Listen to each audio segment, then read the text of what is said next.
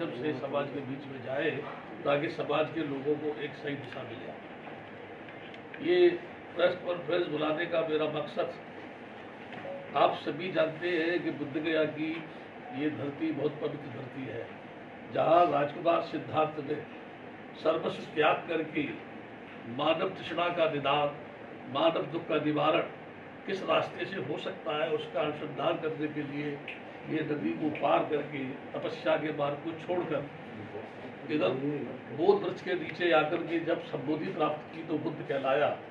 उस बुद्ध ने हजारों वर्ष पहले इसी बुद्ध की धरती से, इसी धरती से एक ऐसी प्रज्ञा की ज्योति जलाई जिसने सारे विश्व को जगमगा दिया और विश्व के मानव के अंदर मानवता की भावना जागृत हो गई, जिसके कारण आज इतने देश जो है बुद्ध के सिद्धांतों को, बुद्ध के दर्शन को मानते हैं।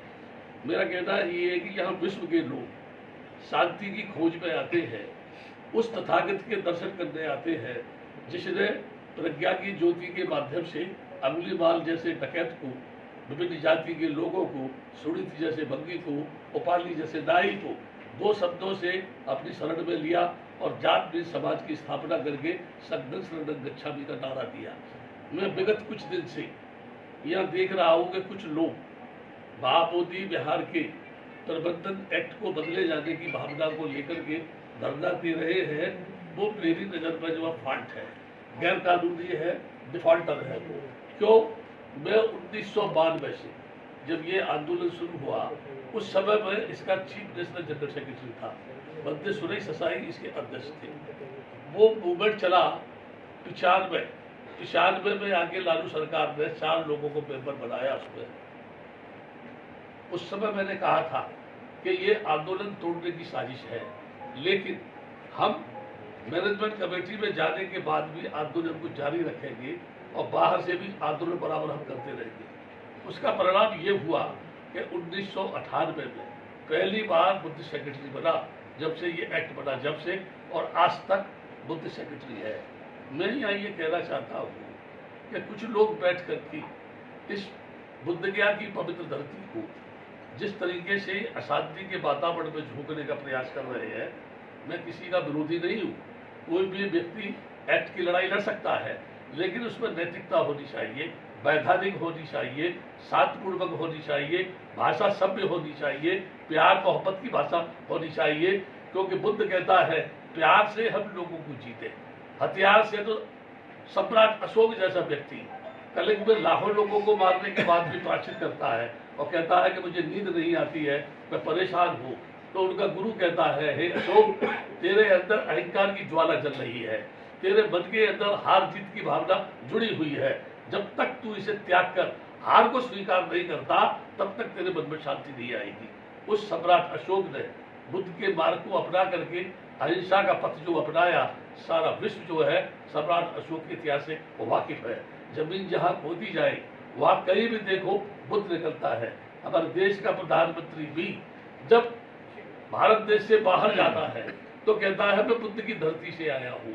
भारत के बौद्धों को नहीं, विश्व के बौद्धों को गर्व महसूस करना चाहिए कि एक देश का, लोकतांत्रिक देश का प्रधानमंत्री कहता है मैं बुद्ध के देश से आया हूँ। इससे बौद्धों का ही स्वाभिमान बढ़ रहा है, बौद्धों का ही विश्वाभिमान बढ़ रहा है। लेकिन हम उस पथ से हट करके अश्लील भाषा को बोल करके, जलील भाषा को बोल करके कि ब्राह्मणों को भगाना है, ब्राह्मणों ने कब्जा कर लिया है, हिंदुओं को बजाना है, ये मंदिर को विकृत कर रहे हैं। आप कोई भी जाके उस मंदिर को जाके देखो, अशोका गिरी के ऊपर की जो दीवारें हैं, किस तरह से बुद्ध के कल्चर को, बुद्ध के इतिहास को जन्म से लेके मरण तक कहाँ कहाँ उपदेश दिया, किस किस को दीक्षा दी, पत्थर में अंकित है। क्या अतिक्रमण हो रहा है? या जो लोग बोल रहे हैं कि यहाँ पर इसका हिंदूकरण हो रहा है, मैं उन लोगों को एक बात कहना चाहता हूँ, ये लड़ाई आप एएसआई से लड़ो। एएसआई का काम है कोई भी ऐतिहासिक स्थल है उसकी एडिट देख रेख करना, किसी प्रकार का उसमें कोई अमेंडमेंट नहीं होना चाहिए। यदि ये इसमें हुआ, एएसआई जब आप इसका देखा, ये एक्ट कब बना, किन परिस्थितियों में बना, ये जमीन किसकी थी, किसने इसको मांगा, उसमें क्या अड़चन आई, हाई कोर्ट में अनागारी धमपाल की हार क्यों हुई, अनागार धमपाल के साथ के बाद में भी जब राजेंद्र प्रसाद ने यानी राष्ट्रपति ने, प्रधानमंत्री ने, महात्मा गांधी ने यहाँ के मैन से इस जमीन को मांगा तो उन्होंने कहा कि नहीं, मैंने इसकी देखरेख की है, मैंने इसकी साफ सफाइयत की है, मैंने इसकी सुरक्षा की है, मैंने इसकी पूजा की है। हम भी बुद्ध को विष्णु के रूप में आपको अवतार मानते हैं, चाहे बेशक बुद्ध ने अवतारवाद को नहीं माना लेकिन लोग मानते हैं, इसलिए मैं इसको नहीं दे सकता हूँ। किसी भी परिस्थिति में वो एक्ट बना, उस एक्ट के अनुसार 4 हिंदू 4 बौद्ध, डीएम गया का हिंदू होने पर उसका चेयरमैन होता था। मैं आपको बता दूं 95 में पहली बार बुद्ध सेक्रेटरी बता, मैं आपको बता चुका हूँ, उसमें हिंदू क्लोन जो था डीएम का वो भी हटा दिया गया, क्योंकि मैं नीतीश कुमार मुख्यमंत्री से मिला, लालू से भी मिला, गवर्नर से भी मिला, प्रधानमंत्री से मिला, विभिन्न पार्टी के नेताओं से मिला, उसके साथ साथ मैं देवगौड़ा प्रधानमंत्री से मिला, इसके साथ विभिन्न जैसे कम्युनिस्ट पार्टी है या आरजेडी पार्टी है या कांग्रेस की पार्टी है, यानी किसी भी पार्टी के लीडर को मैंने छोड़ा नहीं जिससे मैं मिला नहीं, क्योंकि मेरा कहना ये था ये बौद्धों के खिलाफ एक्ट है, इसलिए हमारी मांग ये है, हम प्रबंधन एक्ट में हिंदुओं को किसी को रोकने की बात नहीं कर रहे हैं, हम केवल प्रबंधन एक्ट में प्रबंधन की बात कर रहे हैं। इसका प्रबंधन बौद्धों को मिलना चाहिए, ये बात उनको मुझे कन्विंस करना था, उन्होंने उसको माना, उन्होंने उसको स्वीकार किया। तब पहली बार सेक्रेटरी बुद्धिस्ट बना, उसी समय जो बनते इस समय वहाँ बैठा है धरने पर, उसका नाम प्रज्ञाशील है। शुरू में फर्स्ट में उसको मोंकी चीफ बनाया, मैंने ये प्रस्ताव रखा, 12 बनते वहाँ बुद्ध विहार की देख रेख करने पूजा करने के लिए रखा गया, उसमें ये चीफ मेरे साथ बैठा हुआ है अभी, ये सत्यानंद है। ये बाद में से ही 95 में जब लोग मेंबर बने, जब से ही उस टेम्पल में ये पूजा पाठ करता था वहाँ पर। तो मेरा कहना ये है, जो सेक्रेटरी 3 वर्ष तक बुद्ध गया के प्रबंधन को नहीं चला सका, कैसे उम्मीद की जा सकती है कि जो लोग ये धरना दे रहे हैं क्या ये बुद्धिस्ट हैं, या इनको उन लामाओं का समर्थन है, क्या इनके ऑथेंटिक भिक्षुओं का इनको समर्थन है, क्या इनके साथ विश्व महासंघ है, क्या इनके साथ ऑल इंडिया विश्व संघ है, कितनी भारत की बौद्ध संस्थाएं जो है इनके साथ है। और अगर बुद्धिस्ट हैं, मैं कह रहा हूं एक शब्द को मेरे में ध्यान देना, अगर बुद्धिस्ट है तो बुद्धिस्टों की भाषा प्यार की भाषा होनी चाहिए, करुणा की भाषा होनी चाहिए, बुद्धिता की भाषा होनी चाहिए, एक दूसरे को जोड़ने की भाषा होनी चाहिए। असभ्य भाषा में बोलना, गुंडागर्दी की भाषा में बोलना, हम चमड़ी उधेड़ देंगे, इनको यहाँ से भगा देंगे, हमारे पास पिस्टल है, हम सम्राट अशोक के उत्तराधिकारी है। सम्राट अशोक ने भी तो हिंसा को त्याग कर अहिंसा का अनुसरण किया था। अगर उनके अनुयायी अब आगे जैसे बोल रहे हैं हम यहाँ अशोक जयंती मनाएंगे, यदि आप बुद्ध जयंती को छोड़ करके अशोक जयंती पे आ गए तो आप तो बुद्ध के आदर्शों का हनन कर रहे हैं। यहाँ प्रतिवर्ष मैं बुद्ध जयंती समारोह करता हूँ, 37वीं ये बुद्ध जयंती है इस बार, उसके बैनर पर लिखा है, जाके देखना, अभी निमंत्रण दे रहा हूँ सबको, उसमें लिखा रहता है अखिल भारतीय विश्व महासंघ एवं अखिल भारतीय बुद्ध गया महाबोधि विहार मुक्ति आंदोलन समिति के तत्वाधान में अंतरराष्ट्रीय बुद्ध जयंती समारोह का आयोजन 3 दिन तक यहाँ पर होता है। अभी भी कंटिन्यूस परमिशन लेकर के मैं 3 दिन तक उसको यहाँ मनाता हूँ। मेरा ये कहना है ये एक्ट की लड़ाई नहीं, ये धन संग्रह कराने का धंधा है। आप मुझसे पूछ सकते हैं क्यों, थोड़ा पानी पी सकता हूँ क्या, थोड़ा सा पानी, एक सेकंड। सही मायने में लामा है, अभी बताता हूँ मैं धन संग्रह कैसे है।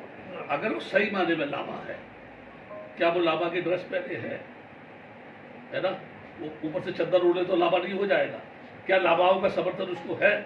अगर लोग बोल रहे हैं कि अमेरिका का समर्थन, ऑस्ट्रेलिया का समर्थन, जापान, कोरिया, ताइवान का समर्थन, ये हवा में समर्थन दौड़ रहा है, जमीन पर क्या है? ये लोग कौन है गुरुजी? कौन? ये जो धरना पर बैठे हैं कौन है? मैं बता रहा हूँ ना, मैं ला रहा हूँ उसी बात को। आप क्वेश्चन कर रहे हैं, मैं आपके दिमाग को पढ़ रहा हूँ बहुत देर से, आपकी तरफ मेरा ध्यान है। ये जो लोग बैठे हैं ये अपने को बुद्धिस्ट कह रहे हैं, लेकिन इनका ढंग जो है बौद्धों का ढंग नहीं है। मैं इतने दिन से इसकी लड़ाई लड़ रहा, मैंने भी तो इसकी लड़ाई को लड़ा है, 4-4 लाख लोगों को लेकर मैं यहाँ आया हूँ। बोध गया के आसपास के लोग जानते हैं, आईबी डिपार्टमेंट पूरा जानता है, होम मिनिस्ट्री पूरा जानता है। हमने कभी भी किसी को गाली नहीं दी, किसी को जलील नहीं किया, किसी का नुकसान नहीं किया, केवल अपनी बात रखी। तो अगर ये उसकी लड़ाई लड़ रहे हैं बौद्ध है तो सुनो, माँ आकाश लामा का अकाउंट नंबर, अगर कोई संस्था एक है और वो इस लड़ाई को लड़ रही है, मुझे कोई आपत्ति नहीं है, तो उसका एक अकाउंट होना चाहिए, ठीक है। सारे लोग उस पर पैसा डाल, मेरा कोई मतलब नहीं है, वो लोग बैठे हैं वो जाने। लेकिन एक बात बता रहा हूँ मैं आप सबको, जो भी धरना पर बैठता है उसका बाकायदा सबके नाम नोट किए जाते हैं और वो शासन प्रशासन को भेजे जाते हैं। कितने लोग यहाँ कंटिन्यूस बैठे हुए हैं, क्या उनकी कोई लिस्ट है? पहला, कहाँ के है? दूसरा, तीसरा, ये एक अकाउंट नहीं है। उस जगह पर बिनाचार्या बनते हैं, करुणाशील बनते हैं, एक सुमित्र बनते हैं, वो महाबोधि टेम्पल पर फोटो दे रहे हैं और नीचे लिख रहे हैं कृपया इस अकाउंट में पैसा भेजें आंदोलन को मजबूत करने के लिए। करुणाशील कह रहे हैं इस अकाउंट पर पैसा भेजें आंदोलन मजबूत करने के लिए। प्रज्ञाशील कह रहा है इस अकाउंट पर पैसा भेजें आंदोलन को तेज करने के लिए, ठीक है। कई बंदे उसमें ये बोल रहे हैं और मैं नहीं कह रहा, सोशल मीडिया पर उनके अकाउंट को जो है वायरल किया जा रहा है कि हमको पैसा भेजो। तो आप मुझे ये बता दो, अगर आंदोलन की लड़ाई है तो एक अकाउंट में पैसा आना चाहिए, अलग अलग अकाउंट खोल करके क्यों बैठे हुए हैं ये? इससे साफ जाहिर होता है इनका मकसद धन संग्रह करने से है और इससे कोई मतलब नहीं है। इसलिए मेरा ये कहना है कि इस घटना से, इनकी इस भाषा से, इनकी जो असभ्य भाषा से, इनकी दादागिरी की भाषा से कहीं ऐसा न हो बुद्ध गया की ये पवित्र धरती अशांति की आग में जलने लगे और यहाँ का वातावरण इतना दूषित हो जाए कि बाहर का आदमी भी यहाँ आने से घबराने लगे। मैं शासन प्रशासन से और आप सबसे ये अपील करता हूँ, बुद्ध गया की शांति व्यवस्था को भंग होने से बचा लो। मेरी उनसे कोई लड़ाई नहीं है, मेरी उनसे कोई दुश्मनी नहीं है, लेकिन जिस भाषा को वो जहर उगल रहे हैं और इस देश की संस्कृति को, सभ्यता को बदनाम कर रहे हैं, अगर ये यहाँ से मैसेज जाएगा हिंदुओं ने कब्जा कर लिया है, ब्राह्मणों ने कब्जा कर लिया है, जब से ये एक्ट बना, इससे पहले कभी भी इस महाबोधि विहार पर ब्राह्मणों का कब्जा नहीं रहा, ये मैं ऑथेंटिक बात कह रहा हूँ। और जब एक्ट बना, जब से लेकर के आज तक भी ब्राह्मणों का कब्जा नहीं है। 170वां कर्मचारी है, उसमें 2-4 को छोड़ दिया जाए तो बाकी सारे कर्मचारी जो है वो नॉन जो है ब्राह्मण है। इसके अलावा मैनेजमेंट कमेटी में आप जाए, एक बार भी ब्राह्मण सेक्रेटरी नहीं बना। वर्तमान में भी 2 जो मेंबर हैं वो गैर जो बौद्ध मेंबर है उनमें भी कोई ब्राह्मण नहीं है और सेक्रेटरी 98 से आज भी जो है बुद्धिस्ट श्वेता भारती है। तब मैं ये कहूँगा कि ये बात जो लड़ाई लड़नी है तो भारतीय भिक्षुओं की एक मीटिंग करो, उन लोगों को विश्वास में लो, लोगों को विश्वास में लो, मंत्रणा करो। मैं भी बात करने को तैयार हूँ, पहले से जुड़ा हुआ हूँ। हम सब मिल करके शांति के पथ पर चल करके एकता के साथ इसकी एक्ट की लड़ाई लड़े तो ये कामयाब होंगे। जब 3 पिटीशन सुप्रीम कोर्ट में दायर है, मैंने गवर्नमेंट को मेमोरेंडम दिया, वहां से जवाब मुझे मिला कि 3 पिटीशन सुप्रीम कोर्ट में दायर है। आप मुझे सब बताओ, अगर सुप्रीम कोर्ट में 3 पिटीशन दायर है तो क्या ये संभव है कि ये इस समय लड़ाई जो लड़ रहे हैं वो कामयाब हो जाए? दूसरा मेरा एक बात और है, 95 से पहले ससाई जी ने एक पिटीशन दायर किया था सुप्रीम कोर्ट में, तो उस समय पर मैंने कहा था बत्ते जी, जापानी बत्ते हैं, आप ये पिटीशन दायर मत करो। अगर ये पिटीशन दायर करेंगे तो समस्या हल होने में व्यवधान पैदा होगा। हर तरह के लोग राय देते हैं, उनको राय किसी ने दी नहीं, ये नहीं आप पिटीशन दायर कर दो। तब इंद्रजीत गुप्ता ने मुझसे कहा था अगर आप पिटीशन को वापस लेते हैं तो मैं कुछ कर सकता हूँ। तो कंडीशनल उसको विड्रॉ किया पिटीशन को कि भारत सरकार हमको न्याय दे रही है, ठीक है, लेकिन अगर न्याय नहीं मिला तो फिर से हम कोर्ट में आ सकते हैं। जब 3 वर्ष के बाद सेक्रेटरी हटा दिया तो पिटीशन दायर क्यों नहीं, उस समय पिटीशन दायर क्यों नहीं किया, वो उनसे मिलने के लिए क्यों नहीं आए? मेरा यहाँ आरोप है कि पिटीशन उस समय दायर करना चाहिए था जब इसको हटाया गया, लेकिन उस समय ये भी तैयार नहीं था। और जो प्रज्ञाशील वहाँ बैठा है उसने बुद्ध गया मुक्ति आंदोलन से इस्तीफा दिया, उसने विश्व महासंघ से सेक्रेटरी पद से इस्तीफा दिया, उसने बौद्ध बनो अभियान से इस्तीफा दिया। जब तीनों से इस्तीफा देके थाईलैंड भाग गया तो अब 24 वर्ष के बाद आकर के मुंह लेके वहां बैठा है कि बुद्ध गया का एक्ट बदलना चाहिए। 24 साल पहले का मर गया था, क्या ये लामा नहीं था? क्या भारत के बौद्ध नहीं थे? क्या वो शिखंडी थे? क्या मरे हुए थे? क्या उनका जमीन नहीं था? क्या वो बौद्ध नहीं थे? जो डॉक्टर अंबेडकर के भी आदर्शों की हत्या कर रहे हैं। जिस डॉक्टर अंबेडकर ने बुद्धिज्म को स्वीकार करके कहा भारत की धरती पर एक ऐसा समाज निर्मित हो जहाँ आदमी आदमी से प्यार करे, ये जातपात को उखाड़ के, ये दूसरों को गाली दे करके अगर अपनी समस्या का समाधान चाहते हैं, संभव नहीं होगा। प्यार से लोगों के दिल को आप जीत सकते हैं। आप तो अपने कर्मों से इस देश को बदनाम कर रहे हैं। अंतर्राष्ट्रीय स्तर पर बुद्ध गया की धरती को अपवित्र करने का प्रयास कर रहे हैं। दुनिया के लोग क्या कहेंगे कि भारत में ऐसे बौद्ध है, ऐसा व्यवहार हो रहा है, ऐसा कब्जा किया जा रहा है। मेरा शासन प्रशासन से ये अपील है आपके माध्यम से कि यहाँ इससे पहले कोई भयंकर घटना हो या कोई बहुत बड़ा यहाँ पर विवाद पैदा हो या कोई बहुत बड़ा झगड़ा यहाँ पर हो जो हिंसा की चपेट में इस बुद्ध गया की शांति को भस्म कर दे, उससे पहले इसे गंभीरता से लेना चाहिए और देश हित में, राष्ट्रीय हित में, समाज के हित में, बुद्ध गया के हित में, मानवता के हित में कम से कम ऐसा कदम उठाया जाए कि यहाँ की व्यवस्था, शांति व्यवस्था भंग नहीं हो और जो लुटेरे धन लूट रहे हैं उन पर अंकुश लगे। देखिए, कल मैं डीएम से मिला हूँ और जितने भी वीडियो वायरल हो रहे हैं जिसमें इस तरह की भाषा बोली जा रही है, हर वीडियो को मैं उनके पास भेज रहा हूँ, श्वेता के पास भेज रहा हूँ, सेक्रेटरी के पास, बिहार सरकार के चीफ सेक्रेटरी के पास भेज रहा हूँ। चीफ सेक्रेटरी अमरनाथ मीना भी पहले यहाँ रह चुके हैं, उनके कार्यकाल में भी प्रज्ञाशील यहाँ था।